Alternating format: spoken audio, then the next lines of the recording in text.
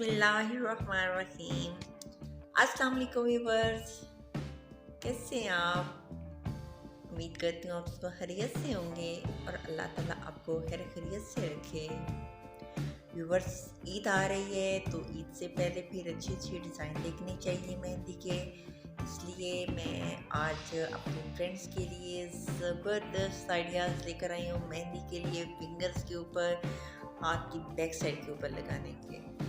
और उम्मीद करती हूँ आपको बहुत पसंद आएंगे। और प्लीज़ वीडियो देखते देखते मेरी वीडियो को लाइक कर लें और सब्सक्राइब कर लें और बेल आइकन के बटन को भी दबा लें ताकि आने वाला फिर न्यू आइडिया देखें क्या होगा। ओके फ्रेंड, फिर अल्लाह हाफिज़, कीप वाचिंग वीडियो। बहुत अच्छी वीडियो है, बहुत अच्छी डिज़ाइन है और आप इंजॉय करेंगे। फीडबैक ज़रूर दीजिएगा।